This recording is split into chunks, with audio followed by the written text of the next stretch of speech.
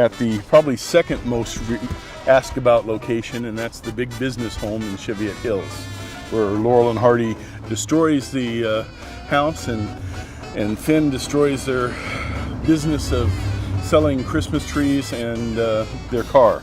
They pulled up here and left their truck here in their trees, and then they would have walked up to the house. And I don't think this sidewalk was quite that way, because as they walked across here, they had phony trees that were planted, and of course this block wall here wasn't there, or that big plant, and you could see the house so much better. But you can see the chimney on top. That's right there in the middle. And of course, the way the door is, it's still that direction.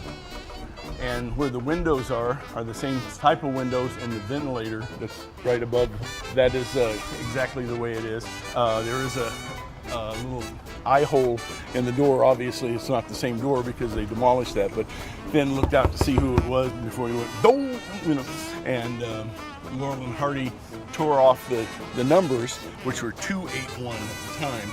And I think it could have still been 10281, but taking off 3 numbers is pretty funny. But if you took off 5, it was kind of milking the gag, because they had so much more to do. So I'm not sure what the actual address was back in 1928, but the numbers would have been right there in the porch light as well.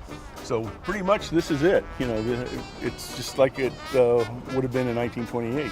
I used to love watching the people come in these great big buses, and they would come out all dressed like Laurel and Hardy, and they were so excited to be next to that door. Hal Roach always told the story that this was actually the wrong house.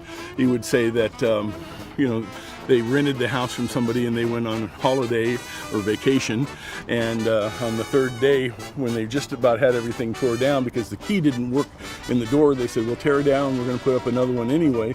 And the family showed up just as they were finishing up and saw all the destruction to the house, and the wife fainted and said how terrible that was. But that was a good story, because it really was one of Hal Roach's employees that lived here, and Beanie Walker just lived down the street. So this was an area that a lot of the people at the studio lived, because the studio wasn't so far from here.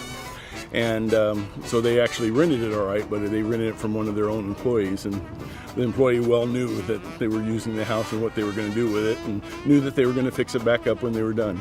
It was a lot of time between when he made that and when he started telling the stories. And he was 90 years old by the time he started telling that kind of stuff. So he may have thought it that way, or he just may have thought that was a good story. And when you outlive everybody, you can tell whatever you want to tell, and there's nobody here to say you're a liar.